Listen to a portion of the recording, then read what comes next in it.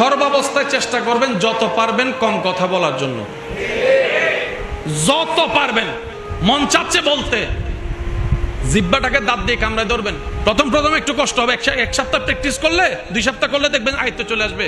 কারণ বেশিরভাগ মানুষ কথা বললে বদনাম হয়ে যায়, গীবত হয়ে যায়। আপনি কারো সাথে ফোনে 3 মিনিটের বেশি একটু লেনদেন ছাড়া কথা বলে দেখেন তো, কোনো না কোনো ভাবে দেখবেন অন্যের বদনাম চলে আসছে। বলেন না, আপনি টেবিলে বসে যে কারো সাথে 10টা মিনিট কথা বলেন, প্রয়োজনীয় কথা দেখবেন 2-3 মিনিটে শেষ। কিরে কেমন আছোস, পড়া কেমন চলে, বাট্টাত খাইছোস নি, ব্যবসা বাণিজ্যের কি অবস্থা, 2-3 মিনিটের কথা। এখন এই বাকি সময় কেমনে কি করবেন? তারপর শুরু হয়, শুনছেন নি খবর একটা, কি হইছে, হইতেরও বাড়ি মাইয়া তো ফালাই গেছে গা।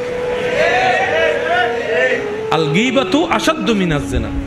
আর কোরআন বলছে ওয়াইলুল লিকুল্লি হুমাযাতিল লুমাযা।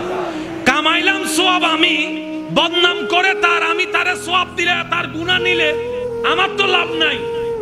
তো বদনাম হয় কি কান দিয়ে নাকি জিহ্বা দিয়ে? জিহ্বাকে কন্ট্রোল করবেন কিভাবে? তালা লাগাই দিবেন? সম্ভব তো না। সেজন্য আল্লাহ তালার ব্যবস্থা করছে দাঁতকে। আল্লাহ পাক বলে জিহ্বায় যদি তোকে বেশি বেশি গুনাহ করাইতে চাই, তুই একটা কাজ করিস, আমার দেওয়া দাঁত দিয়ে তার চিবা ধরিস। এবার আপনার মন বলবে বল না, তার বিপক্ষে বল না, 2 মিনিট বল না, 1 লাইন বল না, চুপ করে। তখন আপনি বলবেন যে তোর মন চাইলে তুই হগু, আমি বলবো না। 3টা মিনিট জিহ্বা কামড় ধরে রাখেন, আপনি মহা কবিরা গুনাহ থেকে বেঁচে যাবেন।